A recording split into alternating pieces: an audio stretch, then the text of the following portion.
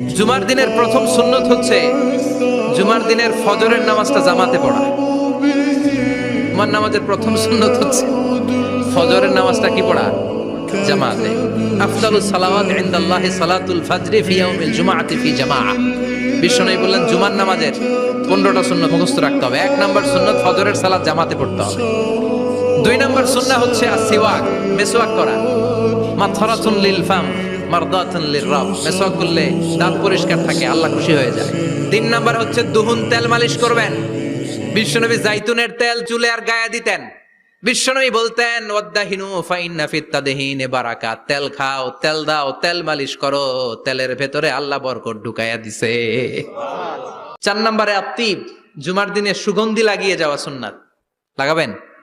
লাগাতে রাজি আছেন?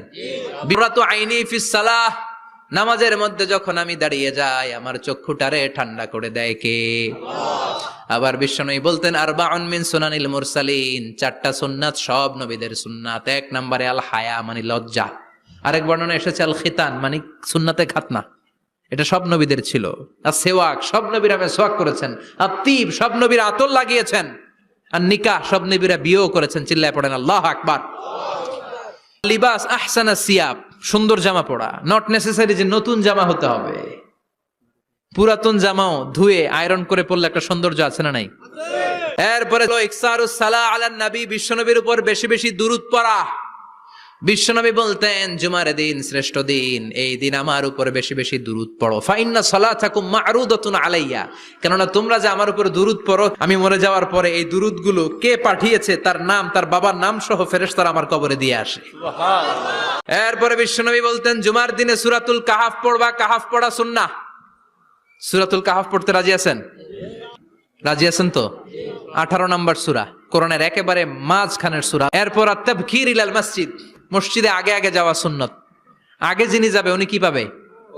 তারপরে গরু, তারপরে বকরি, তারপরে মুরগি, মুরগির পরে ডিম না আন্ডা? আন্ডা। আল মাশিউ আলাল ইকদাম, বিশ্বনবী বললেন হেঁটে হেঁটে জুমার নামাজে যাওয়া সুন্নাহ। রিকশা, হুন্ডা, সাইকেল, সিএনজি দিয়ে গেলেও হবে, কিন্তু হেঁটে হেঁটে গেলে সওয়াব বেশি না কম? প্রতি কদমে কদমে আমলনামায় সওয়াব দিয়ে দিবে কে? এরপরে বিশ্বনবী বললেন আদামু তাখাত্তি রিকাবান নাস, মানুষের ঘাড় ডিঙ্গিয়ে সামনে না যাওয়া সুন্নাহ।